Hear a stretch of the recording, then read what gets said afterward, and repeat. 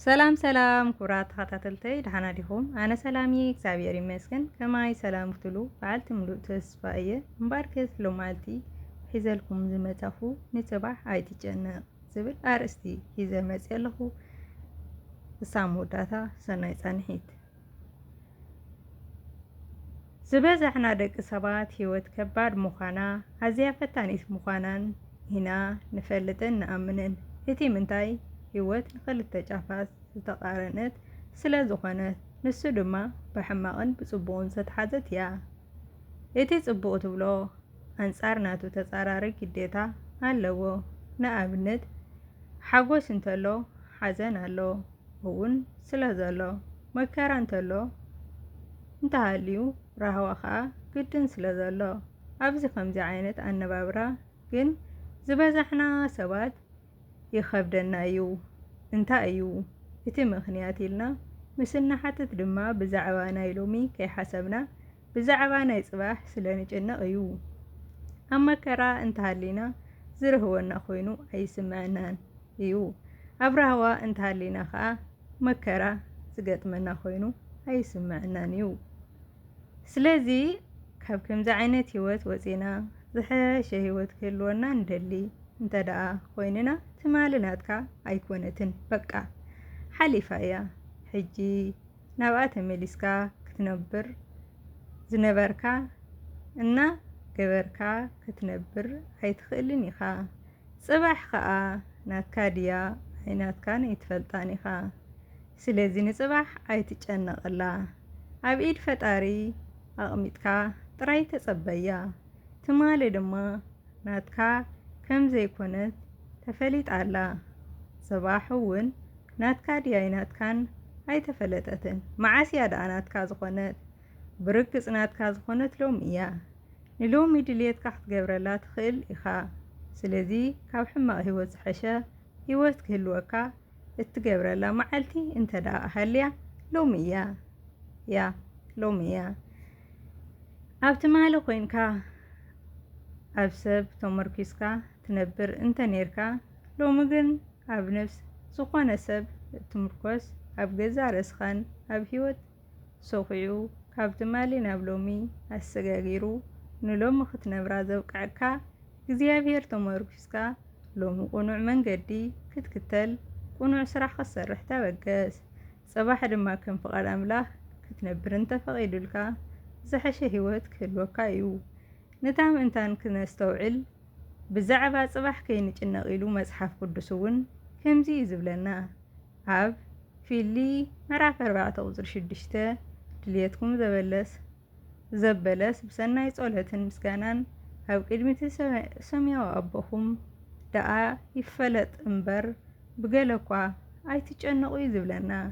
ስለዚ ትማሊ ሕማቕ ዘጨንቕን ህይወት ነይሩ እኳ እንተኾይኑ ጽባሕ እውን ከም ናይ ትማሊ ዝሐይሽ ህይወት ንኽህልወካ ክትጭነቕ ዘይኮንካ ዘለካ ኣብዛ ንዓኻ ከም ህያው ዝተዋሃበት ሎሚ ኮይንካ ናብ ኣምላኽ ብምቕራብ ኩሉ ድልየታትካ ምስ ምስጋና ኣሰኒኻ ብመልክዕ ጸሎት ኣሕልፎ።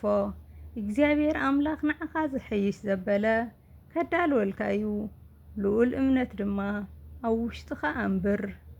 ኩሉ ግዜ ዝሐሸ ህይወት ክህልወካ እንተኾይኑ ካብ ሓሶትን ተንኰልን ሕስድናን ቅንዕን ሕማቕ ሓሳብን ሕማቕ ተግባርን ነፃ ኮይንካ ብመንገዲ እግዚኣብሔር እናተጓዓዝካ ሓቂ፣ ቅንዕና፣ ልውህነት፣ ነንሕድሕድካ ምትሕልላይ፣ እምነት፣ ፍቕሪ ካብ ሕማቕ ቅንዒ ሕስድና ወፂኻ ቅዱስ ቅኒ ኣብ ውሽጥኻ ምስ ዝህሉ ዝሐሸ ህይወት ይህልወካ። እግዚኣብሔር ኣምላኽ መጽሓፍ ቅዱስ እውን ከምህረና ከሎ ኣብ ኢሳይያስ ምዕራፍ 48:17 እቲ ዝጠቕመካ ዝምህረካ ቦታ ክትከደላ ዝግበአካ መንገዲ ዝመርሐካ ኣነ እግዚኣብሔር ኣምላኽ እዩ ዝብለና። ስለዚ ቦታ እግዚኣብሔር ዝኣዘዘና መንገዲ እንተደኣ ተመላሊስና ዝሐሸ ህይወት ክህልወና እዩ። ቅንዕና ናብ ዝሐሸ መንገዲ እያ ተመርሐካ፣ ተንኰል ድማ ናብ ዝኸፍአ መንገዲ እያ ትወስደካ። ዝሐሸ መንገዲ ክትክተል ዝሐሸ ህይወት ክህልወካ ቀንዕና ሓቂ ልውሃት ፍቕሩ ፈሪሃ እግዚኣብሔር እምነት ትሕትና ንግበር ናይ ሎሚ ሓሳበይ ነዚ ይመስል እምበር ከስ ካብዛ ፅሕፍቲ ንፅባሕ ኣይትጨነቕ ዝብል ኣርእስታ መቸም ብዙሕ ተማሂርኩምላ ክትኮኑ ተስፋ ይገብር ምክንያቱ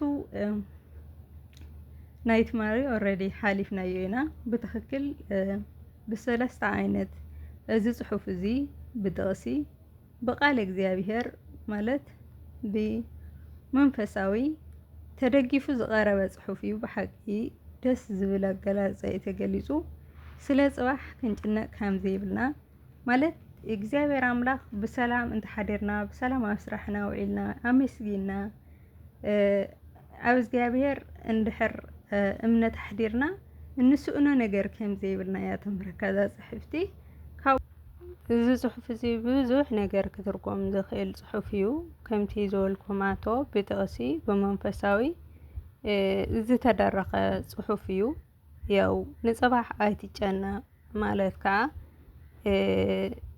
እንታይ ከም ዘጋጥመና ለው መዓልትስ ኣይንፈልጥን በእውነት ሓደ ግዜ ብጣዕሚ ይገርመኒ በቃ ብዙሕ ይሓስብ እዚ ክሰርሕ እዚ ከውፅእ ውሒዱኒ ተሪፉኒ ጠፊዩኒ ምሸይ እናበልካ ብዙሕ ትፀንሕ እሞ ካብኡ ንእሽተን ብፍላይ ኣብዛ ዓዲ ኣብ ስደት ዘለና ዝኾነ ነገር ንእሽተን ክንሓምም ከለና ወይ በስመ አብ መንፈስ ቅዱስ ካብቲ ሞቱሲ በቃ ምሸሎ ትድንግፅ በቃ እቲ ቤተሰብቱ ኩሉና ፍቆት ድዩ ገለ ድዩስ በቃ ነዛ ንእሽተን ዋላ ርእስና ትሒማሃናስ ከመይ ኢልና ከም ንስብድ ኣብ ሕድ ንሕድና ንፈልጦ ሓቂ እሞ ንፅባሕ ኣይንጨነቕ ኣሕዋተይ እታ ዘለናያ መዓልቲ ኣመስጊና እግዚኣብሔር ኣምላኽና ክንውዕል ክንሓድር ኣብታ ዘለናያ ሰዓት በታ ዝመፀትና እውን ተመስገን ኢልና ምቕባል ምኽኣል ንዝመፀ ሓዘን ክመፅእ ይኽእል መርዓ ክመፅእ ይኽእል ኣብቲ ፅሑፍ እውን ተገሊፁ ኩሉ መዓልቲ ሓዘን የለን ኩሉ መዓልቲ ከዓ መርዓ የለን እና